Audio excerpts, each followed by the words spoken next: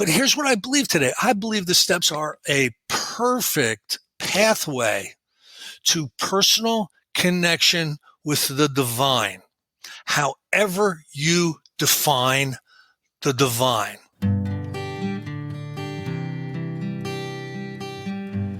Well, hello, friends of Bill W. and other friends. You have landed on Sober Speak. My name is John M. I am an alcoholic, and we are glad you are all here, especially newcomers. Newcomers, that is, both to recovery as a whole and newcomers to this podcast. Sober Speak is a podcast about recovery centered around the 12 steps of Alcoholics Anonymous. My job here on Sober Speak is simple. My job is to provide a platform to the amazing stories of recovery all around us. Consider Sober Speak, if you will, your meeting between meetings. Please remember, we do not speak for AA or any 12-step community. We represent only ourselves. We are here to share our experience, strength, and hope with those who wish to come along for the ride. Take what you want and leave the rest at the curb for the trash man to pick up. Boom, shaka-laka laka. From Studio AA deep in the heart of Texas, that was the voice of my friend Mr. Chris S. that you heard at the beginning of this here episode number 302. And guess what? You are going to hear so much more from Chris in un momento. But first things first, this here episode number 302 is brought to you by Todd and Kurt and Lou and Anonymous and Audrey and Mary Lynn and Laura and Kelly. What, you may ask, did these souls do? Did these aforementioned people do to deserve such a recognition? Well, they went to our website, www.soberspeak.com. They clicked on the little yellow donate tab and they made that contribution. So thank you so much, Todd and Kurt and Lou and Anonymous and Audrey and Mary Lynn and Laura and Kelly. This here episode is coming right out to Ewans. Oh, what do I want to talk about? Anything? Nothing has really come to mind. Oh, well, I guess... How do I want to talk about this or not? So here, just a little peek into the M family life. We got this, I've talked about it on the show before, but we got this dog, a puppy, a few months ago now. It is what are they called? Bisha Poo. I call it Bitcha Poo because it looks like it looks like that when you see it spelled out. But I think the actual name is a Bisha Poo, if I'm not mistaken. And it's such a loving little creature, little dog. However,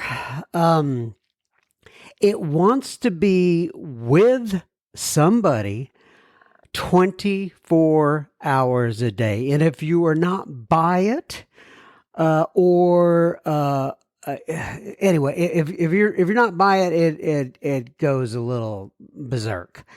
And so we're trying to get all this figured out. And this includes, by the way, when during sleeping hours and everything else. It just wants to be by somebody 24 hours a day. We have 4 people in the casa, but we, anyway, it's just difficult. And then let's just say you put it away and you put it in its pen for an hour. It goes crazy while it's in that pen. So anyway, I'm trying to figure all that out. And that has nothing. Well, I guess it does have something to do with sobriety. But anyway, if you're listening to this podcast, I just ramble on every once in a while, and you got to listen to some ramble-oning. Ramble-oning. I don't think that's an actual word, but you get the idea. All right, so let's let's listen to Mr. Chris S. Chris is a return guest on the pod. He did one episode before called, well, the first one, or actually the first one was Recovery is Progressive. That's episode number 289, if you want to go back and catch that one. And he was also on episode number 294. That was step 1 of Alcoholics Anonymous. So, the next logical step in this progression after step 1 is to go to step 2. So this is step 2 of Alcoholics Anonymous. Chris has been sober since, December 28th of 1989. And he is from Blairstown, New Jersey. The reason I'm pausing is because I just thought in my little pea brain of, what is the name of that movie? Blair Witch Hunt or something? Witch Blair Hunt? Anyway, I'm sure they're not related at all, but I think there's Blair somewhere in there. Anyway, you want to listen up during this particular episode of Chris's excellent description of step 1 at the beginning of this episode. And we kind of combine a little bit of everything there. Even though this is about step 1, we go back to step 2 and we talk about it. We discuss in this episode insanity, that word in the second step. We talk about Father Ed Dowling. Chris discusses what happens if we don't live by these principles and how the 12 steps can enable one to become happily and usefully whole, and much more. And we will have plenty listener feedback at the end of this here episode. Enjoy Chris S. Okay, everybody, so we are sitting here with Mr. Chris S. one more time. So, Chris, I'm going to let you first off go ahead, introduce yourself, give your sobriety date, and tell people where you live in this great land of ours, please. Sure, absolutely. My name's Chris. I am an alcoholic. The grace of God separated me from alcohol on or around December 28th, 1989. It's a gray area, but I claim December 28th as my sober date. I live in a little town called Blairstown in northwestern New Jersey, and I'm really, really glad to be here. I want to say, John, I've perused some of the other podcasts that you have, and I am so impressed with the amount of work that you've done, and I know so many of the speakers and the quality. So I know the quality is really there. So thank you so much for this service. Well, you're quite welcome. And that's why we get so many listeners. They're not coming back to hear my shenanigans. They are coming to hear people like you. It's all the great content that guests like you put out there. And I'm grateful for not only you, but the other guests. And I want to tell you this. So I was just, as we're recording this, it's on a Saturday, and I just got back from a meeting. Generally speaking, before I record, I'll go to a meeting that we have here local. It's called Frisco Fourth Dimension, and a lot of my buddies are there. And there was a couple of them right before I came here who had just heard your released episode from yesterday. One of them's Ricky, and one of them was Casey, and they both said that they just so much enjoyed what you had put out there. And Mr. Casey even said, he goes, when I was first sober, he got sober back in like I think it was like 1990, if I'm not mistaken. He had the little cassette tapes, and he would listen to Chris S. all the time, and you helped him along in his journey. So I know you've been doing this for a long, long time. And I also got a message from Mr. Marty C. before we started this morning saying that he just thinks you're awesome. I know you guys are like road dogs together sometimes. Am I right? Marty and I have done a number of workshops together, but even more than that, we're really good friends. Marty is special in every way you can be special. I'm telling you. Yeah, he's really a good guy. Great guy. Okay, so last time you and I got together, we pretty much did a deep dive on step one. And so, what we decided to do was get back together again. And this time, we're just going to do a deep dive on step two. And we'll see where that leads us. You know, sometimes I start out with particular subjects and it ends up being something else, but I got a feeling we're going to stick to step two this time. So, uh, step two, Mr. Chris S., and that is came to believe that a power greater than ourselves could restore us to sanity. A lot to unpack there. What comes to mind for you right off the bat? So for step two to make sense, and for someone to become convinced of step two, step one absolutely has to be understood. And I believe there has to be an internal acceptance of step one as one's personal truth. Okay, So so when you say just internal acceptance, what do you mean by that? so to make a decision to engage in a recovery process that's going to gain you access to a power greater than yourself, that's not something that we just do because we want to. It doesn't look like it's going to be a lot of fun. It doesn't look like it's going to help us with the ladies. you know there's so many things about it that is there. It's just kind of a turn off, right? So to become convinced that there's a power greater than ourselves that can restore us to sanity, one, we have to understand the sanity that we lack, and we need to understand the trouble that we're in. So, so just really briefly, step one, lack of power. So what is lack of power? Lack of power equals two things: lack of choice and lack of control. So lack of control is once you start to drink, you find you cannot, control it. Number two, when you make a firm resolution to quit, you find you cannot. That places you in what the book Alcoholics Anonymous describes as the state of powerless. So if you can't stay away from alcohol, no matter how hard you try, and you can't control it once you start drinking, it's a death sentence. So if you can get to that, if you can find an acceptance with that, it opens your mind. It changes your attitude, and you're more willing to come to believe that there's a power that can restore you to sanity. Because a lot of times you're probably in meetings or you're being 12 step, and there's someone in front of you who it's their job to convince you that they had the same problem you had and they don't anymore. They're now sober. So I'll talk just a little bit about, how I came to the belief of step two, and it wasn't easy.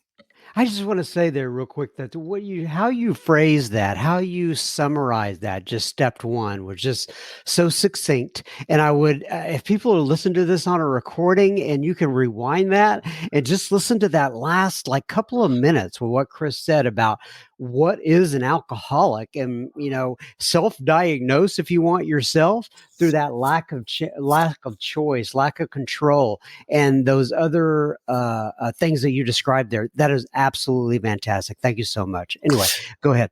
It's very simple, but it's so hard to fully concede. There's a great line in the 12 Steps and 12 Traditions: who among us wishes to admit complete defeat? None of us. Glass in hand, we warped our minds to such a state that only an act of divine providence can relieve us of this obsession. That's a strong sentence.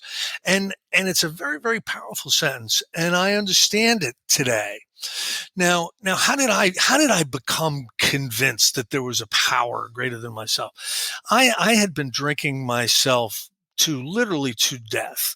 I believe in the last podcast, I explained like what my drinking looked like in the last 4 or 5 years of my drinking. I would start drinking And the velocity of my drinking was such that within an hour I was drunk. Within 2 hours I was in a blackout. Within 3 hours I was passed out. I was a hard liquor drinker, and I was a hard liquor drinker.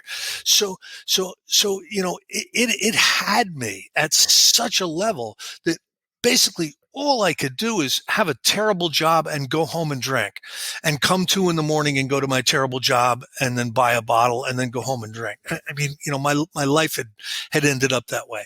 Now I was trying to separate, and I put myself in treatment. I went to a 28-day spin dry.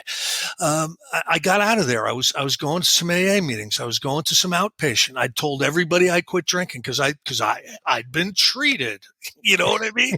I'd had treatment.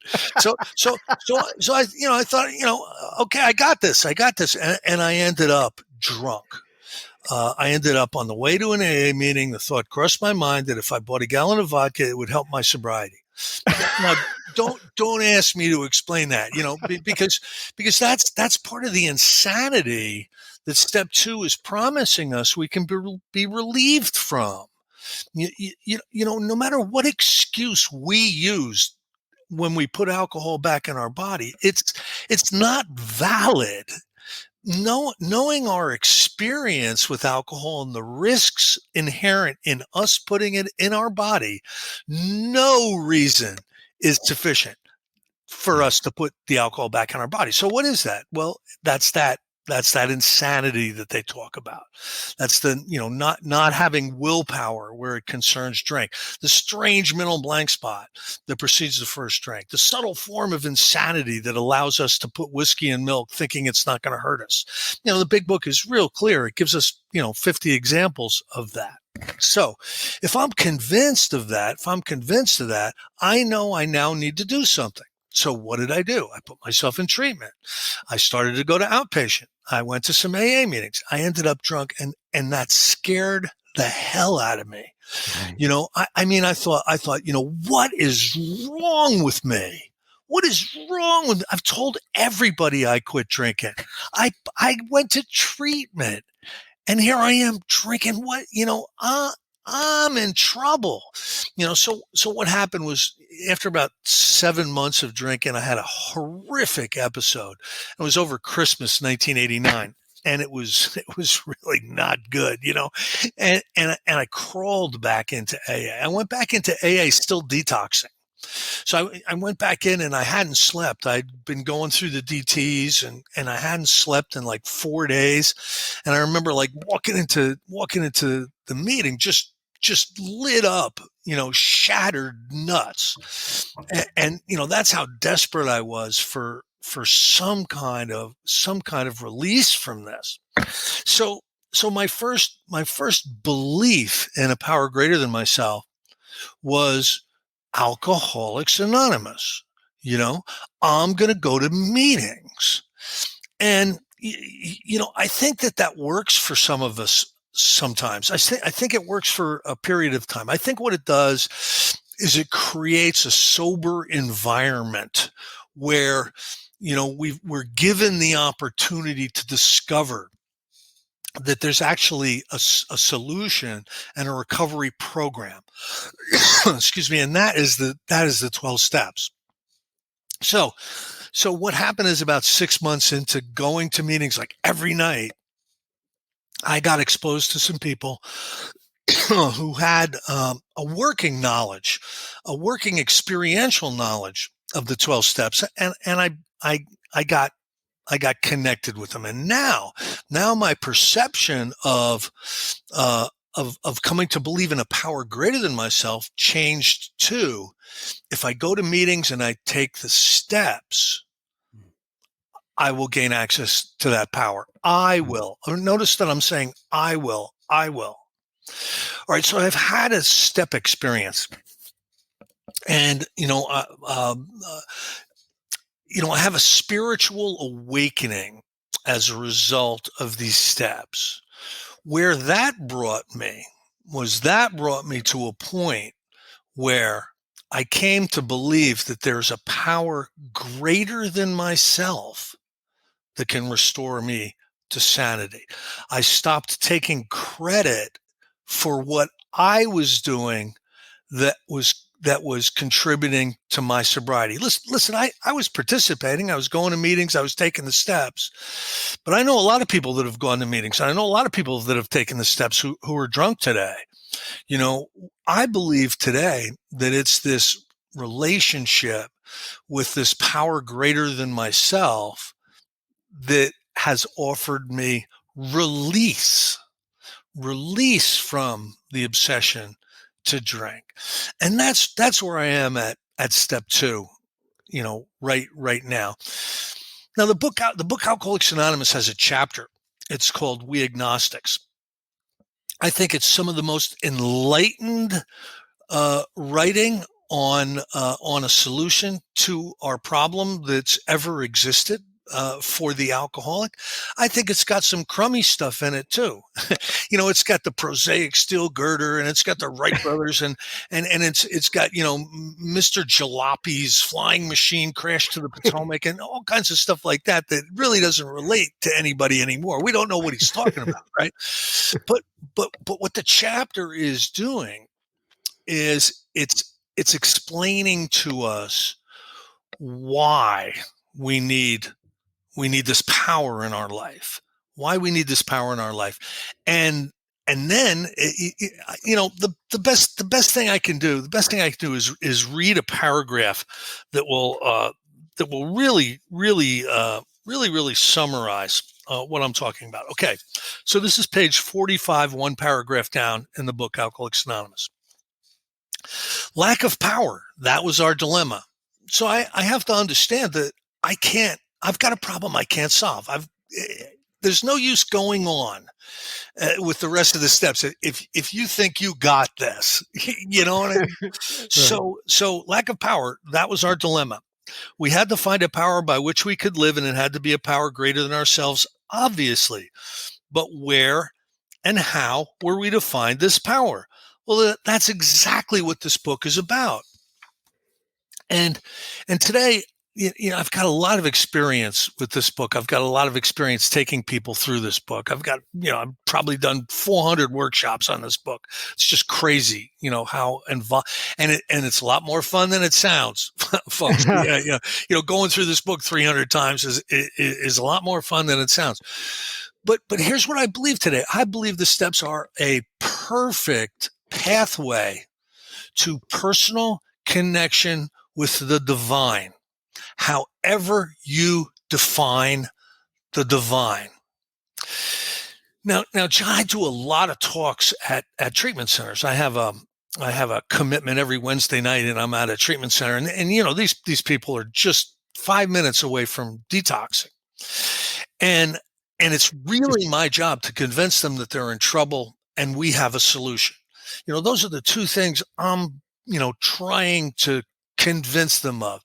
And it's just amazing how difficult it can be sometimes convincing somebody that they have a mind that wants to kill them. There's an almost utter inability to assess the damage and the trouble that one is in. That's one of the characteristics of alcoholism. Having an illness that you minimize the impact of the illness that you're suffering from. So it's very, very difficult. But this experience I had going through the 12 steps, what it did was it connected me to the divine. Now, can I explain that to you? Can I tell you exactly what my God looks like? I don't know that that's necessary. I don't know that I could do it if I wanted to, because coming into this process, I thought I would have to become convinced there was a God and what kind of a God that was, and everything to do with the God, like how I worship the God. I thought I would need to be convinced of all that, but that has not been the case for me. What I have found is through the practice of these 12 steps, very imperfectly, by the way, I have experienced God. So there's evidence for me today that there's a power greater than myself. There's evidence. I want to tell a story pretty quickly. I had a teacher, and this teacher was amazing, right? His name was Joe Hawk. I can use his name. He's at the big meeting now, right? And you know who Joe Hawk was, right? We've had him on the podcast. Sure. Well, not him, but his recordings. Yeah. I got connected to him at a workshop. We became friends. He ended up taking me through the steps, and he was probably the most significant teacher in my recovery. So he told a story one time. So Joe spoke a lot. He went around the world, speaking from back in the 90s and the thousands, and and he was in Australia. He was going to do a workshop or something, right? And one of the people that he was connected to down there in Australia said, "Hey, there's a big thing going on, down at the convention center. Rinpoche so and so is going to be speaking down there. Do you want to go?" Now, this ended up being I believe it was the Dalai Lama's tutor, was this Rinpoche. So Joe, if you know anything about Joe, he was a spiritual sponge. He wanted to learn, he wanted to experience. So he goes, "Yeah, I want to go." Right.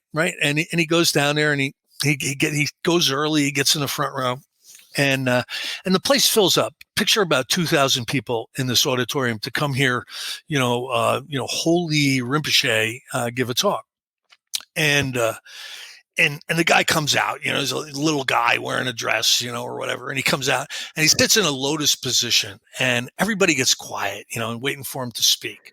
About 5 minutes goes by. He doesn't say a thing, Everybody's starting to move around in their seats. And then finally, this is what he says: "There is no God."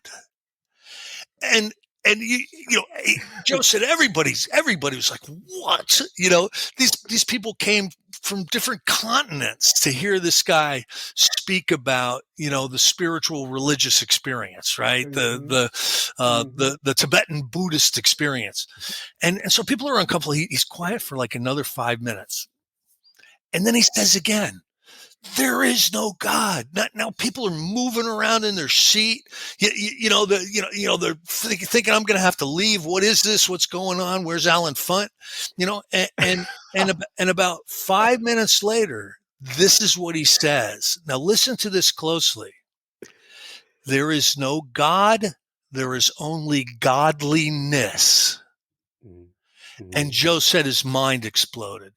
His concept of God completely changed at that moment, from a God that he pictured as a noun to a God he pictured as a verb, as a power, and I believe it's that power that we experience in Alcoholics Anonymous. We can't stay all of a sudden we're sober. We can't seem to stop gambling. We can't seem to stay at work. We can't seem to get along with people. We can't seem to have relationships. And all of a sudden these things are coming to pass. That's evidence. That's evidence that there's a power working in you and through you. So the recovery process for alcoholism, and I'll say drug addiction, and I'll say gambling, and I'll say all that other stuff, anything that's an addiction or even an obsessive compulsive behavior, I believe the solution is a spiritual solution. It's going to be a spiritual solution, because the spiritual solution changes me so fundamentally at depth that I'm not I'm not the same person. The book Alcoholics Anonymous describes it as being reborn. We have a new attitude, a new outlook. We have different relationship skills. We comport ourselves in a completely different way. So there's a fundamental rearrangement that has happened within us by following this spiritual solution. You understand what I'm saying? I do. A couple things. Number one, you may want to explain who Alan Funt is to some of the people that are listening have no idea. Yeah. He was. You want to explain Alan Funt? Yeah, sure. So there was a show on in the '60s. It was called Candid Camera.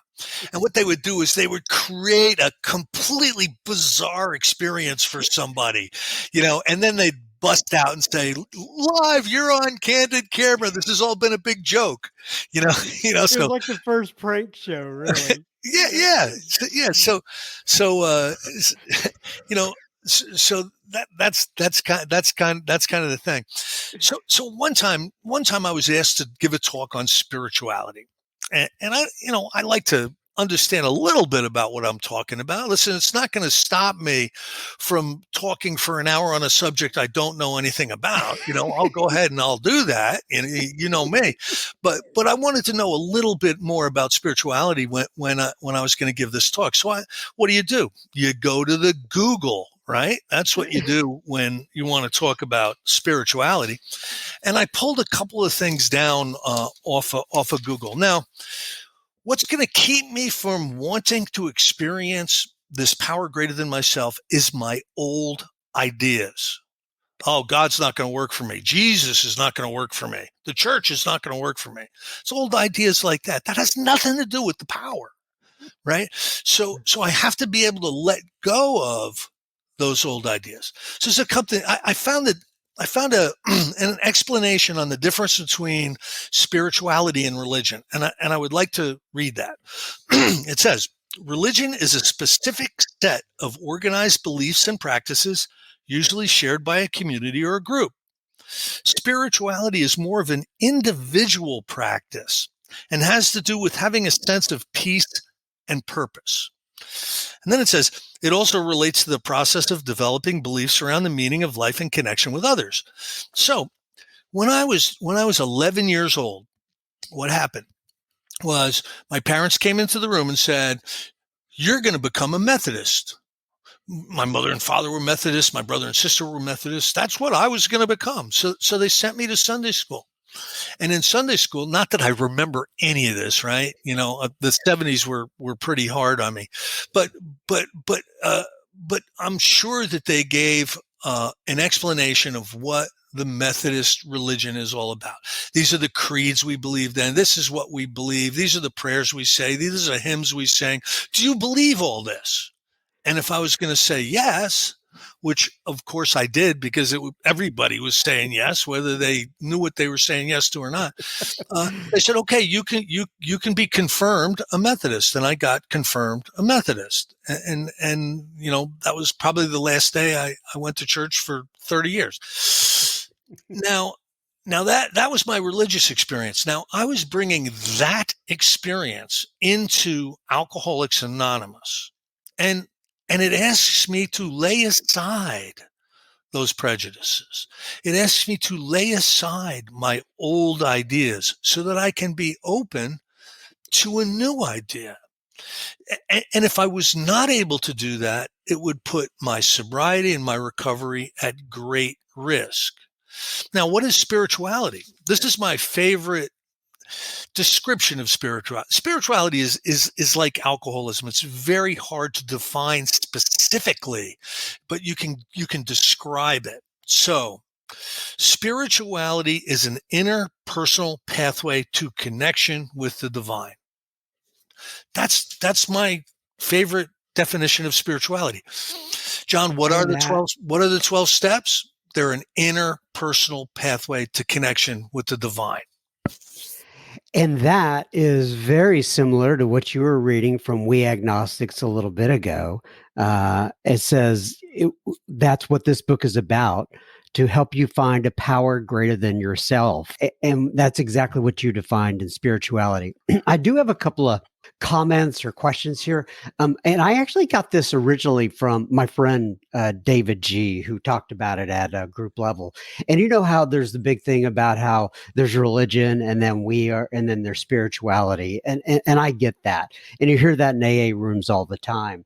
However, I would somehow argue that AA is, how do I put this? And this is kind of blasphemy, but it's very, very similar to religion in many respects. Like, in other words, we have this book here, right, that we believe is God inspired, divinely inspired, and we take it very seriously. We read out of it.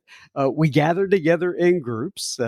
We and I realize that there's a spiritual component, but I believe there are people within the church that are also practicing spirituality as Oh, sure. opposed to just following their religion like a blind follow, however you want to say that. And so, anyway, I think that AA has a lot, and people knock religion, but I think that AA has a whole lot of similarities to religion.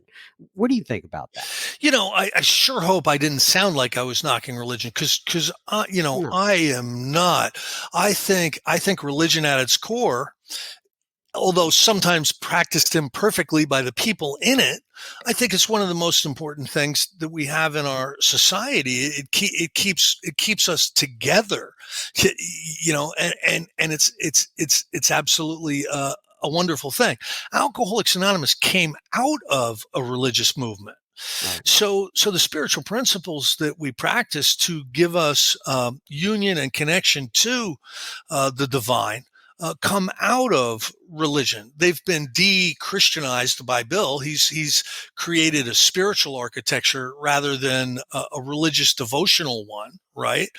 But we have religion to thank for the process that we undergo that brings about the spiritual awakening. There's no doubt about that. And you hear the religious language in the book Alcoholics Anonymous, and you hear, believe it or not, in the 12 and 12, if you pay attention enough, you hear the Catholic language in the 12 steps and 12 traditions, all peppered through that. Okay, I've never really thought about that. And I know that there's Bible verses and stuff like that, but when you talk about the Catholic language, I've never heard that before. Do you mean was Bill Catholic? What? Talk to me about that. So my opinion on this, I've done a lot of historical studies. I mean, to really know the truth, you'd have to ask Bill, which we can't do. But he had a spiritual advisor, Father Ed Dowling. And Ed Dowling was a Catholic, and they became very, very close. Bill actually took some spiritual instruction. I don't believe he ever became a Catholic, but he was interested in learning about it, right? And it was kind of around that time that the 12 steps and 12 traditions were written. So it shouldn't be unusual that there's some Catholic vernacular that you can dig out of the 12 and 12. Doesn't mean it's a Catholic program at all. It means that some of the expression of the concepts and principles,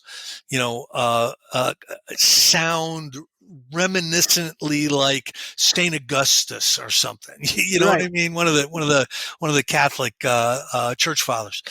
So again, all of this is something that you can be as religious as you want.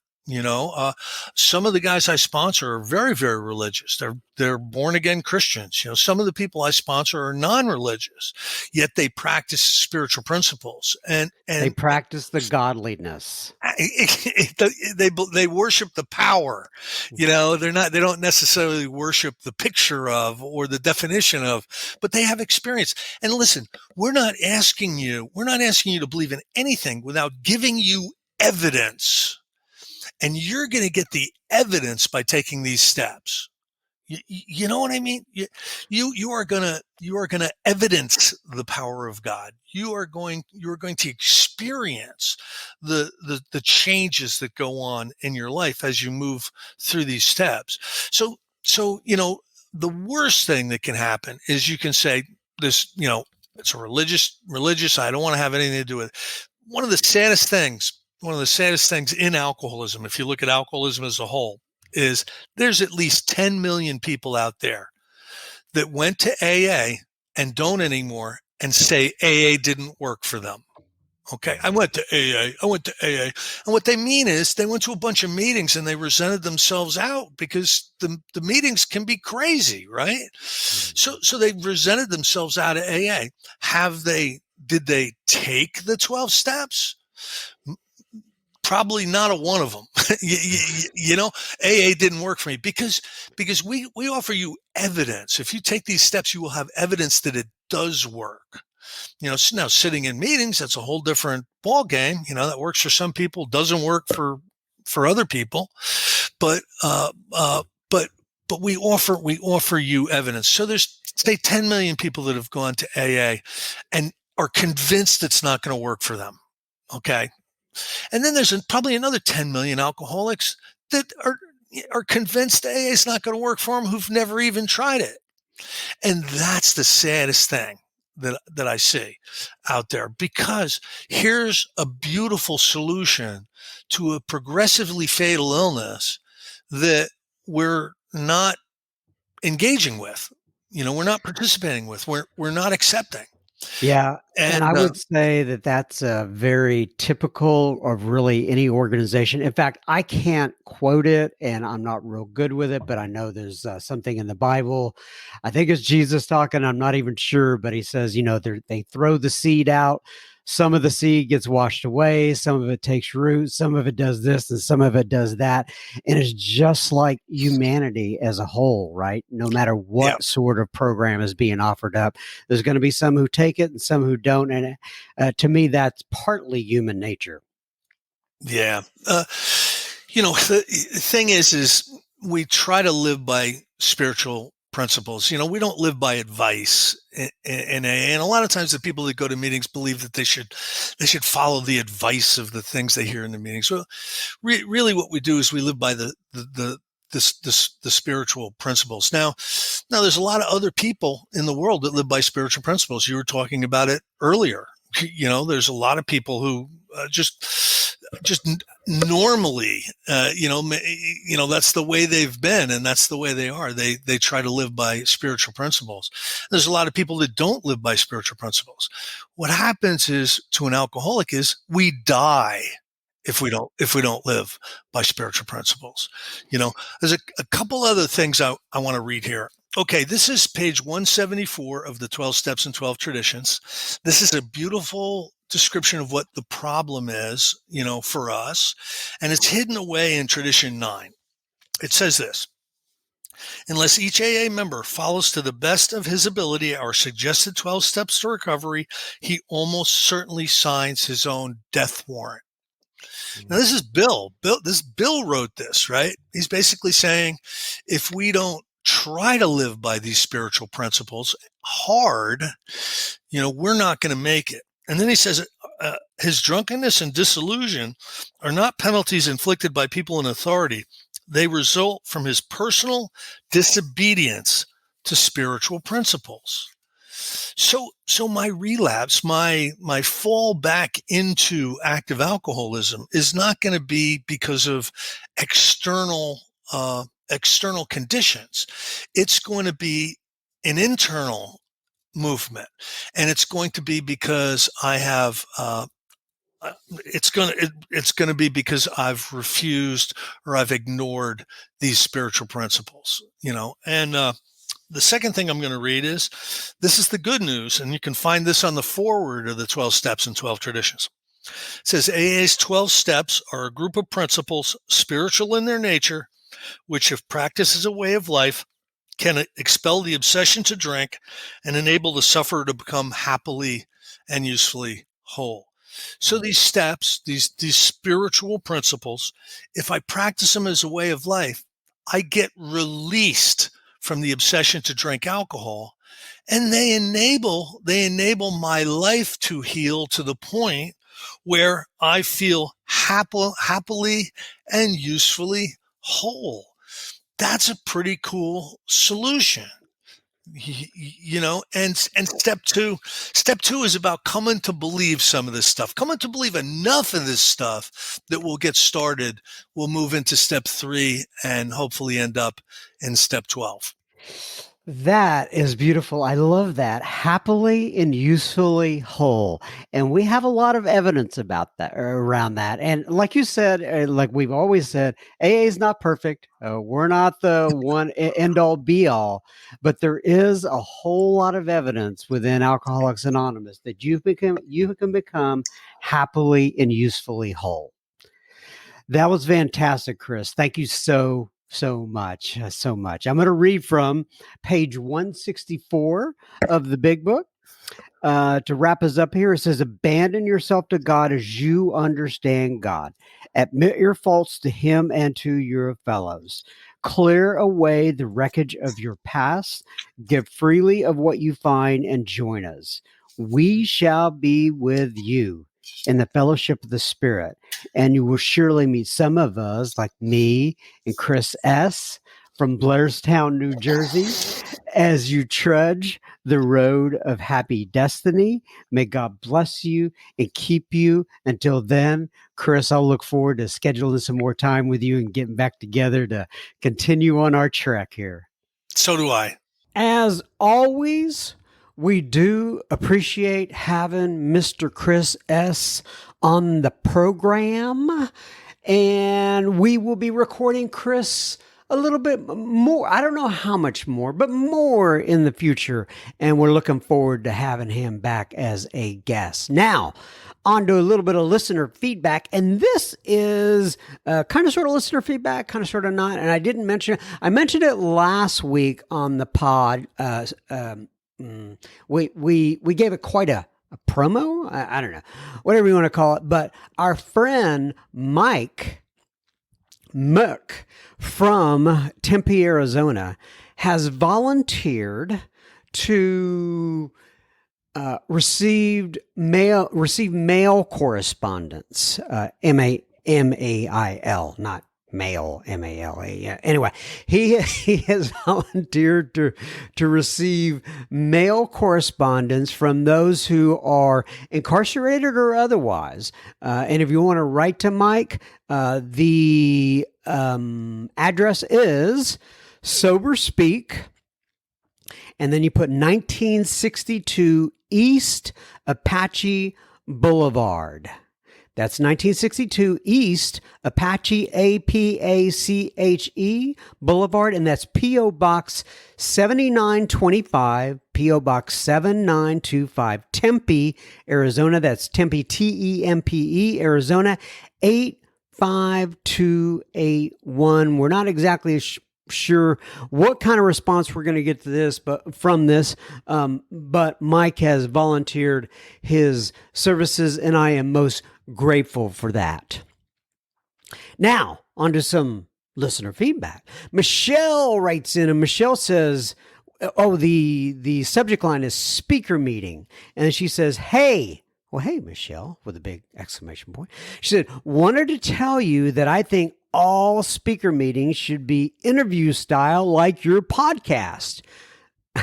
Well, cool. She says, I spoke at a meeting today and decided I like the interview setups better. It takes me 40 minutes to calm down, and I get 5 minutes of finally not having dry mouth or nervous belly. Ha ha. Anyway, keep up the good work. Bonsoir, Michelle. I think that's a French greeting, right? Even though you probably think I am a French expert because of my French accent when I say words like contribution. You know, a lot of people think that I am a French expert, but that's just me being silly, actually. Anyway, it's bonsoir, Michelle, and that's BONSOIR. And so I think that's a French greeting or goodbye. Oh, he's probably saying goodbye in French. I don't know. Anyway, thank you, Michelle, for writing in. You know what it reminds me of, though? It reminds me of, what are those little plants that people chop on all the time? In the Japanese little bonsai, right? That's but I'm sure bonsai has nothing to do with bonsoir. Anyway, I'm so sorry. Let's just get on with this, right, and finish it up. Deborah writes in, and she says, good morning, John. Well, good morning, Deborah. She says, my name is Deborah Q.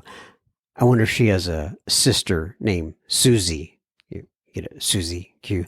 But anyway, she says, my sobriety date is, what is it here? April 25th of 1989. I live in Silver Springs, Maryland. I was just turned on to Sober Speak by one of my friends. Well, that's a very good friend you have there, Deborah. It's all new to me. However, I'm always searching for the message of recovery to help me deal with life on life's terms. Man, I hear you there, Deborah. She says, fondly, a sister in recovery, Deborah Q. Well, thank you, sister in recovery, Deborah. I appreciate you writing in. Gail writes in, and the subject line is, I saw your website and ... She says, I live in San Diego.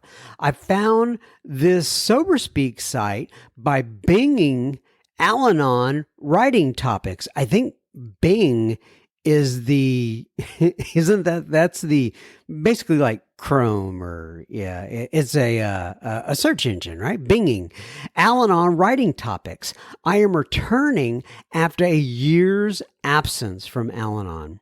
I needed immediate help and a positive focus. I settled on acceptance. John, thank you for being there. Gail, well, Gail, that makes my day. That is so cool. I'm glad you found us, and I'm glad you found some inspiration on the website. I should have added more Al-Anon stuff in there. Now I'm thinking of it. But anyway, I'm glad you found us, Gail. God bless you. Keep coming back. It works if you work it. To all of you, and may God bless you and keep you until then. That wraps up Una Mas Semana of Les Sober Speak.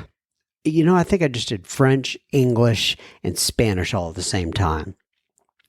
I am quite talented, but nonetheless, I hope to be here next week. As I always tell you, I'm a week at a time.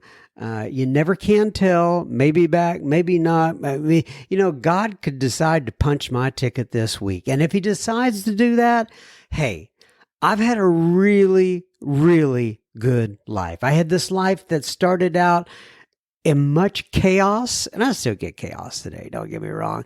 And now, and then I had this like a first 10 years of sobriety, and then this other chapter of my life has included my family, including that dog I talked about at the beginning of this. And I don't know, if anybody wants a Bishopoo, write me. I'm just kidding. My wife would not let me give the Bishopoo away. But if you have any tips on how to settle one of these things down and keep it from having separation anxiety, write me, let me know. But even if you just want to contact me otherwise, write me at johnjohn at soberspeak.com. If you wanted to see, and I was going to end it just like, I don't know, 2-3 minutes ago, but I keep going on and on. If you want to join our super secret Facebook group, look up Sober Speak Secret Group on the interwebs and ask to join, and we will get you in there. And if you want to follow us on Instagram, we're at Sober Speak, all one word. And then also we're actually on Pinterest if you want to follow us there, at Sober Speak, all one word as well. I think it's all one word on Pinterest. But anyway, God bless you. Like I said, keep coming back. It works. And if you've made it this far, you are a real trooper. Bye.